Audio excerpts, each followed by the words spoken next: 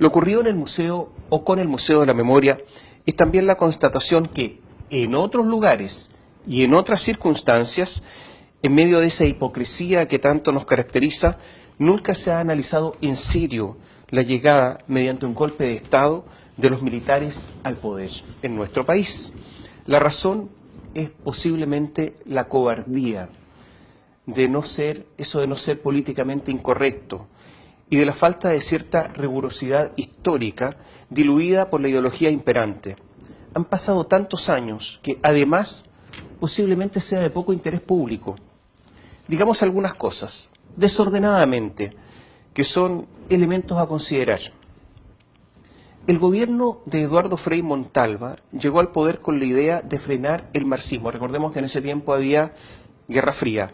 ¿Con la ayuda de quién? De la Iglesia Católica, en ese tiempo muy poderosa, y también con la ayuda del gobierno norteamericano. El gobierno norteamericano financió la campaña de Eduardo Frei Montalva. El gobierno de Frei fracasó porque entregó el gobierno a quienes justamente pretendía combatir. El gobierno de Frei realizó una reforma agraria, posiblemente necesaria para que hubiese menos concentración de la propiedad agrícola y por lo tanto más propietarios, pero lo hizo robando, y la palabra que uso es la correcta, robando los predios, porque se apropió de ellos sin pagarlos. Y aquí son responsables Eduardo Frei, Patricio Aylwin, entre otros.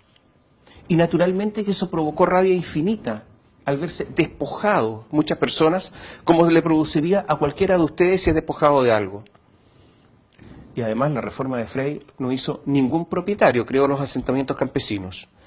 El gobierno de Frei fue el primero que impulsó el marketing político en serio y abusó del poder del Estado con respecto a eso. ¿Sabía usted que bajo el gobierno de Eduardo Frei Montalva todos los días, sí, todos los días a las 12, había una cadena nacional obligatoria de radio para hacer propaganda al gobierno, y comenzaba no con la canción nacional, sino con el himno de la democracia cristiana, el Brilla el Sol?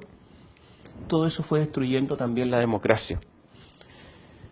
Si la candidatura de 1970 fue una candidatura importante, sí, la de Radomiro Tomic, pero fue una candidatura de izquierda, tanto que era muy parecida en cuanto a programa a la candidatura de Salvador Allende. Chile había perdido el centro político, y recordemos que la ADC es especialista en tropezar varias veces con la misma piedra.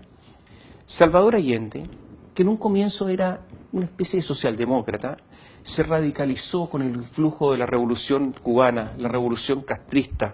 Le empezaron a gustar las armas, a disparar los fines de semana, a tener guardias armados profesionales y personales. Y lo mismo ocurrió con el Partido Socialista.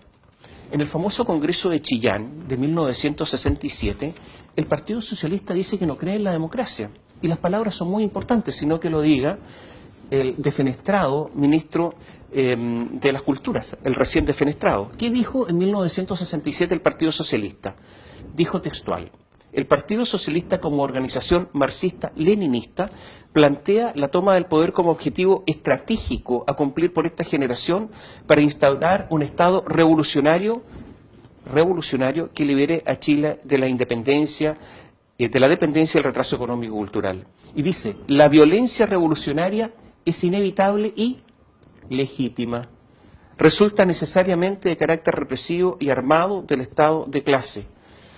Las formas pacíficas o legales de lucha, reivindicativas, ideológicas, electorales, no conducen por sí mismos al poder. Bueno, resulta que este partido, 3 años después del Congreso de Chillán, era gobierno. Y naturalmente que estas palabras son importantes. ¿Es posible sostener que el gobierno de Allende infringió normas de convivencia democrática? Sí. Además de una frivolidad, la de Allende, ocultada por su valiente jornada del 11 de septiembre de 1973, ese día Allende fue muy valiente, su vocación por grupos armados es inaceptable, porque además, evidentemente, eso hace discutible su vocación democrática. Bajo su gobierno no se cumplían los fallos judiciales. Los decretos rechazados por la Contraloría por ser ilegales se convertían en norma obligatoria a través de decretos de insistencia, que debiendo haber sido la excepción se convirtieron en la regla. Y las industrias y las empresas eran tomadas por militantes del régimen apoyadas por un antiguo decreto, olvidado, dictado además por una efímera dictadura, y que era aplicado además en forma deshonesta, todo esto apañado por un prestigioso jurista, don Eduardo Novoa Monreal. ¿Esto provocó odio? Evidentemente. ¿Odio de los propietarios? Sí, evidentemente. Esta invocación torcida de una ley espuria. Porque si de letra chica se trata, ahí sí que hay un ejemplo grande en la historia política chilena de la letra chica. Bajo la Unidad Popular había gente que se tomaba antejardines de casas de clase media, con el apoyo de la autoridad, porque la autoridad nunca reaccionó frente a esas tomas increíbles. ¿Politizó Allende las Fuerzas Armadas? Sí. O sea, ni más ni menos contribuyó a que las Fuerzas Armadas les gustara el poder. Nombró al comandante en jefe del Ejército, un militar en servicio activo, ministro del Interior, o sea, jefe político de su gobierno.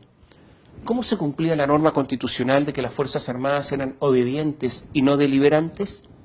Contéstese usted mismo. ¿Hubo amenazas de dirigentes de la Unidad Popular de alterar el orden democrático en su favor? Sí, y muchas.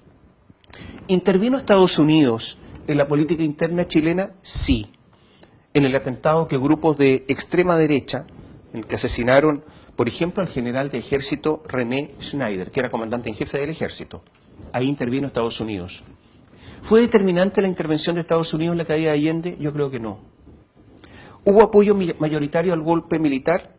Imposible medirlo, pero lo más probable es que sí hubo un apoyo mayoritario.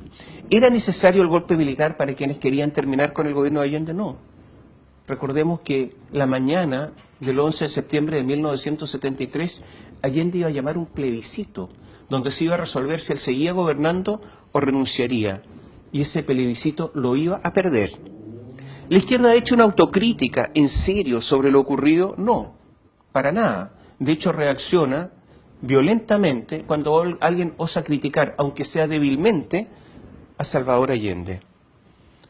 A las pocas horas del golpe militar, personal del ejército comenzó a torturar, porque les enseñaban en las academias militares a torturar. ¿Alguien se ha preguntado por qué en democracia teníamos un ejército de potenciales torturadores profesionales? ¿Y por qué ocurrió eso? No, nadie se ha atrevido a preguntárselo. Todo lo dicho, incompleto y en forma desordenada, es verdad.